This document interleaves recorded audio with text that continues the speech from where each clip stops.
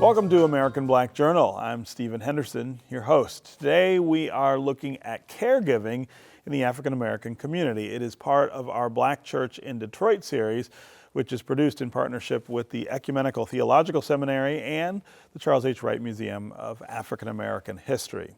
A new initiative called 100 Caring Congregations is creating caregiving ministries in the city's Black churches. Now, the program trains faith leaders and church members on how to help families prepare for roles as caregivers. Joining me now is the project's director, Dr. Marilyn French Hubbard. Welcome back to American Black Journal. Thank you so much, Stephen. Yeah, and it's great to see you. So, as we were talking about before the interview, this is something that we all come to in our lives. We all will need to be cared for at some point, and before that, I feel like now it's true that we will all be called on to care for someone. Right. And once you get to be of a certain age, it's your turn, right? It's your turn to play one of those roles.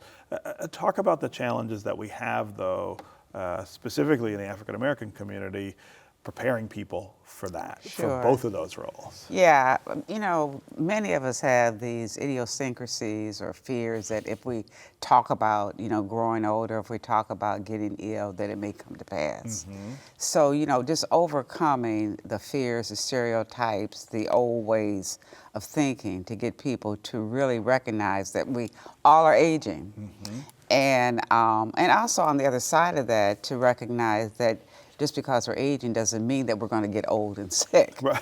You know. Right. And so one of the things that has been a continued challenge for us is to get people to really value their lives, mm-hmm. and to know that they have some control over planning, yes. and preparing and preventing crisis. Yeah, yeah. And so just to get people to talk about it. Yeah, I mean that discussion about it is the thing that I think is the most critical part of it, because once you start talking about it, all of the things that you need to do, I think become more evident, and I think for a lot of us that is a difficult conversation, and that's why we kind of put it off.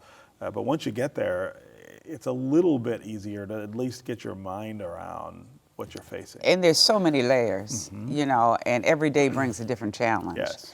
And none of us are trained to be caregivers. Right. You know, we just get that phone call that somebody's sick, mm-hmm. or we make the phone call, you know, that something is happening to us. And so one of the things that we're doing in the project, once we have really gotten people ready to talk about it, the awareness, the education, we're now looking at the practical things that you have to know about, in addition to the activities of daily living. Mm-hmm. But, you know, what is my insurance like? Right. You know, right. What does Medicare take care of? How do I prepare for Medicaid?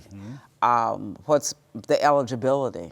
You know, what do my finances look like? Mm-hmm. And so we've developed a structure that helps people to know the right questions to ask. Yeah. And in our program, one of the beauties of the program is that we get the caregivers to take care of themselves first. Yeah. And that we learn that if you learn how to ask these questions for yourself, you have a listening ear to help other people. And you can kind of, you know, observe some things, you know, just by listening and observing. Yeah. You know, dementia. Right. Right. And people are not having the correct information. Yeah, yeah. Let's talk about the congregation caregiving, the project mm-hmm. that you're doing, how it works, and what it adds, I guess, to this conversation. Right. Well, the church has been the perfect place to do this. Yes. We, you know, are supported by the Ralph C. Wilson Jr. Foundation, who had an initiative and funds to support family caregivers within congregations. Mm-hmm. And as we have gotten deeper into the fabric of the congregation, it's just a great place to be, mm-hmm. because we have people with the hearts, the spirits, and the minds to serve. But in most congregations, there was no structured approach to address the needs of the caregiver. Right. We're so focused on the person that we're providing care for that we don't think about the caregiver. So one of the things about the church, we have the long history of serving, long history of caring. It just has mushroomed now into kind of a movement. Yeah. So once we have mobilized, we've mobilized almost 50 black pastors in their churches, and they understand the plight. And the people in the church, that's who they are, they serve. And so we're developing all kinds of programs. So the program provides the structure, our training, but the churches, they're on the individual local levels, they provide the programming to meet their needs. I would also imagine that in addition to the programming, just introducing this kind of discussion and awareness in the church builds on the community of the church, and then that gets leveraged in favor of these challenges as well. So just the idea of that church community understanding that everybody is facing the same Yeah, thing. it really helps to build capacity. We made the conscious decision to work with congregations and communities. So you already have a group of people there, and we work with teams. And then they work with teams within their church, so it builds capacity. And one of the things about the program is that we want to develop vetted resources. So when you become knowledgeable about some things and you need to know where the resources are, instead of picking up a book that has national resources, we want you to be able to pick up the books that have the resources in your community. Yeah. So we're helping the church to even go within their community to find out, who does what. And it may be a caregiver is having a plumbing problem. Who are the plumbers in the church? Right. And so it goes much beyond just the medical care. Yes. If you need a ramp to get them in, who's the carpenter? Who does that? Right? Yeah. Yeah. And knowing that before you need it. Yeah. Let's talk more about caregivers and the things that they need. I feel like that, of course, is dependent on circumstances, but over time, I feel like the needs inevitably grow and change, and the ability to maintain that level of care for whoever it is you're caring for becomes harder. Right.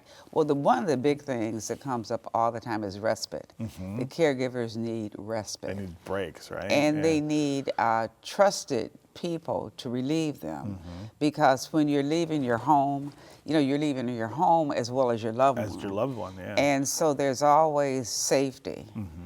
And so we're hoping through the program that we'll be able to, through congregational families, if you will, that we can help to build capacity where there may be somebody in the church who can come over and provide respite for you. And then you're not so concerned about the safety of your home. Yeah. So respite is a big area, and then resources.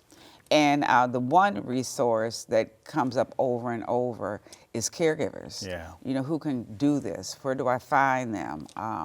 Who has the beliefs that we have? So we're hoping that within these communities that we'll continue to transform the current situation into a ecosystem of care. Where just within our communities that are natural to us, that we can go to get support for respite as well as family caregiving. Yeah. I'm also struck by the potential connections between congregations on this. And it's not that the congregations in town are not connected anyway. There's lots of back and forth. But I would imagine that this is a different kind of connection. Yes, what we did was we built community. Yeah. So we have a virtual community. So we have over 100 people who have already graduated our program. So they're all in a virtual community. And again, all of those people learn how to get up on technology to be able to go online and to be able to key in, this is what I have to offer, and this is what I need. And so as the community grows, the resource base grows. And the churches found out that they have common needs.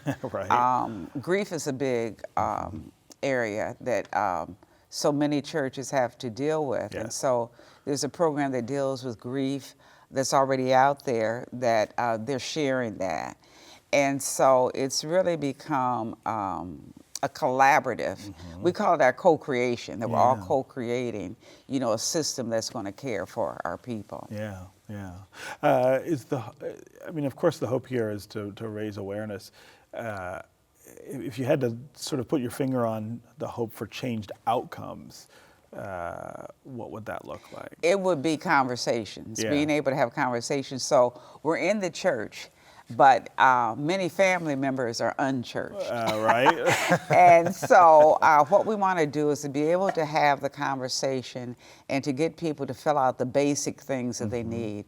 And one of the basic things that they need is an advance directive. So if something happened, somebody else has the ability to obtain the information and to provide support.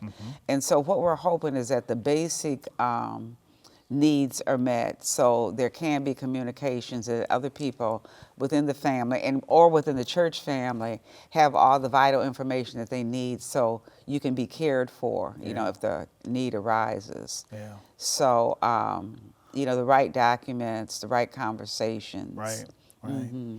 Okay, great to have you here, but congratulations on the work. This is such a stark need in our community. It's a pleasure. Thank you so much.